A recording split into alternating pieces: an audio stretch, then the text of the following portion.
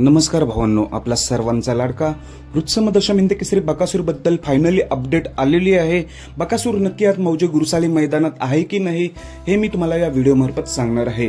काल मी सकाळी सूत्रांना कॉल केलं होतं तेव्हा त्याचं नियोजन चालू होतं।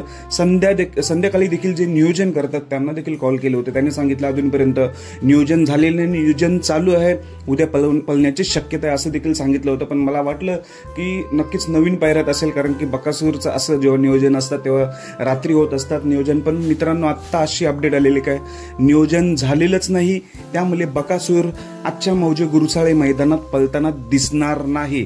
याचं कारण नियोजन झालेलं नाही असं सांगण्यात आलं। मी जसं आता कॉल केला होता, बकासूर आज नाही दिसणार, मग कधी दिसेल तर एवढं निश्चित सांगितलं की 15 तारखेला जे मैदान आहे, मला माहिती नाही कुठलं मैदान आहे, 15 तारखेला जे मैदान आहे 15 तारखेच्या मैदानात बकासूर दिसेल असं सध्या सांगण्यात आलेलं आहे मला।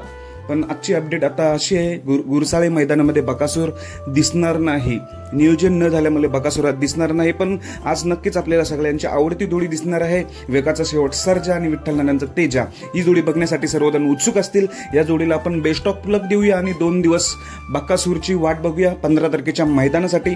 धन्यवाद भावांनो।